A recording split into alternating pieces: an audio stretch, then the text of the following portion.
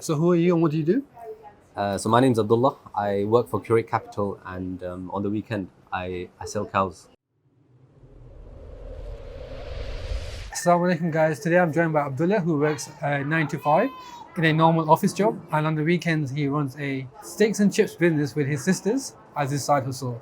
And today he's kindly agreed to share his secrets so that for those of you looking to start your own side hustles, you can learn from him. Tell us a bit more about your side hustle. So yeah, we sell steak and chips exclusively on Sundays. We take reservations throughout the week, and we sell from home. It's just me and my sisters and my younger brother, and yeah, we have visitors from all over the UK now. So they Nice. come to our house. That's mashallah. How did you get started? So it's interesting. People ask me that, and I don't actually know how we got started. Right.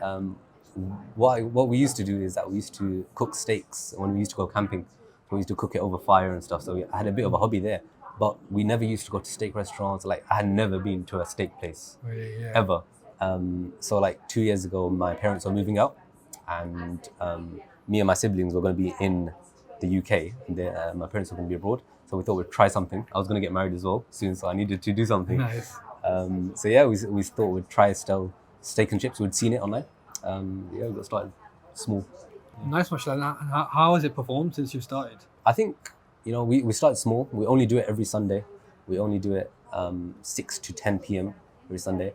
And now we range around, I'd say 100, as in we're sold out every weekend. So we do around 100 every Sunday, 100 orders. We can't really do more than that with our current team. But we wanted to keep the quality high. We didn't want to, automate too much or do, we wanted to do it very carefully. So yeah, it's going well, alhamdulillah. Nice, Mubarak. And what do you think that you've had that's made it successful? Like, what are the key sort of qualities to make, side hustle successful? I think, yeah, as in there's a couple of things. The main one would probably be that we were very original with everything that we've done. So the fact, like just from the starting point, the fact that we didn't ever go to a steak place, we didn't even know about steak, I've never eaten steak, and we were starting a steak business. Everything that we've done was original. So this taste, sauces, we'd heard of chimichurri, and we're like, okay, we're going to make this. Because if we just replicated, we would have been like something else. And so everything we do is original. That was one thing. I think the other thing is that everyone that came, if I had like 2,000 people that have come to my house Wow, mashallah. to collect steaks, and every single one of them, I know them by name. I know what they do for a living. I'd say 80% of them. So I think that personal touch. A lot of people have said, "Oh, automate this, automate that." Or if I was in a food truck, I probably wouldn't have got that same feeling from people who've come to my house, seen us selling from the house, and asked and like have a conversation there. So yeah, I'd say like 50% of my time on Sundays just goes to talk to people rather than cooking. Nice, So, mashallah. yeah. And how have you balanced that with your 9 to 5? I think we kept it. I kept it very simple. Like I'm not doing something crazy. So it's just every Sunday, Saturdays, and in my evenings I do my marketing, I do my sourcing, I do all of that. One little hack that I find quite interesting that I implemented was that because a lot of the things that I do are on my phone, so like the marketing and confirmation messages, all of this stuff. And what I done was I set an hour in the day where I'm just going to do that on my phone, and I do that on a Stairmaster. Oh, nice. So I go to the gym, go on the Stairmaster, and smash out, and the hour just goes. But I'm not like doing it all throughout the day or anything. I just know that hour of the day. And what's the financial potential like? If you're able to share how much you've earned, or like roughly like how much you can earn doing this type of side hustle? Yeah, so there's decent potential. Again, we've kept it very small. It's only every Sunday, 6 to 10 p.m. So each steak box we sell for on average around 15 to 20 pounds, depending on the type. And I think if I was going to give a summary over the 4 days, I make my salary and a bit more. Okay, nice. Yeah, so 4 days of the month, I make my normal monthly salary. Amazing. No, mashallah, that's amazing to hear. What advice do you have for anyone that's thinking of starting a side hustle? I'd say, yeah, keep it original.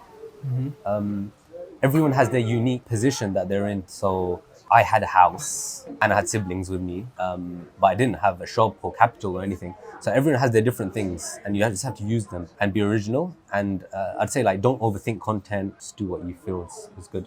Yeah. Nice. And what do you think the future is for stakeholders? For stakeholders, we're going to try scale it bit by bit. Not going to make any rash moves or anything. Okay. I think the key thing is that we've got a very unique brand and the taste and everything, the quality, and we just want to keep that as we go and not like tarnish it by just trying to like open up pop-ups everywhere or something. And do you think this is something that you wanted to do full time eventually? Or like what are the plans in terms of that aspect, or keep a side hustle and then the 9 to 5? I think the unique thing where I was blessed to be was that I didn't want to leave my 9 to 5. I don't want to leave my 9 to 5 because the way I see it is that steak and chips is kind of like useless, and the work that we do at Curate really useful and it's like purposeful. So I want to find a way where I can do both and scale both and do that on the side slowly. But the main focus should be on the purpose and impact that we're doing at Curate. Maybe you grow it to such a scale where Curate will actually invest in stakeholders, inshallah. Yes, yeah, I got to get close to the investment managers. There we go, man. Inside job. And what advice do you see online about side hustles that you think just doesn't work in your experience? That's a good question, man. Yeah, like what advice do people give online that just doesn't make sense? Ooh. What advice do people give? Yeah, I can start answering it as well. Maybe we can start riffing off it. So I think for me, some advice is like just quit and like start a business. But I think it's always, best to just take small, low risk experiments. Yeah. So if you can't prove that you can make a sale like whilst working, you're probably not going to be able to make a sale like if you quit your job. It's just silly. You need to start somewhere. And I think the other thing that people do is they overcomplicate it. They try to do too much before they go and actually sell and make money. I don't know what you found, yeah. 100%, I agree.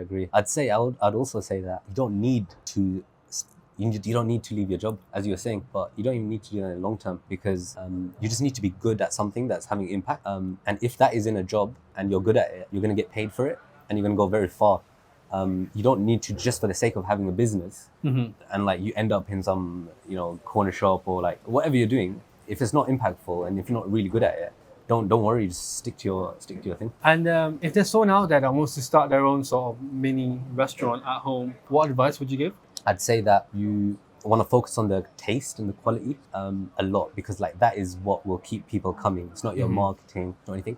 One thing I would do is that, as I keep saying, is keep it original. So your content, you don't want to be copying people's trends. Having food reviews down and like the same food reviews that go to everywhere and do the same kind of video. Have a bit of creativity, something that someone sees on their feed and they're like, oh, just they do that. Even if it's not as flashy as whatever everyone else doing, they just remember you for that. Maybe it's the background machine. There's a lot of like good inspiration that you can take from everywhere. But yeah, just get started, keep it original. Make use of what you have. It doesn't need to be flashy. Take reservations, like set up a Google form, a Drop form, take reservations so you know who's coming, have only a few hours. Amazing. I think there's a lot of good advice you've given, but I think that last one about set a form and try and see if you can get orders before going out and like wasting money on like building a website. Just start with the Google form. Basically as minimal viable effort as you can. We still don't have a website. We still don't have a website. So you don't need all these fancy things to make sales. You can just start and sell. But no, Jazakallah for coming and sharing your advice. I need to come around at some point and order from you. It's just that I live all across the country, so I can't do that. One day. I appreciate your advice. Thank you so much. No,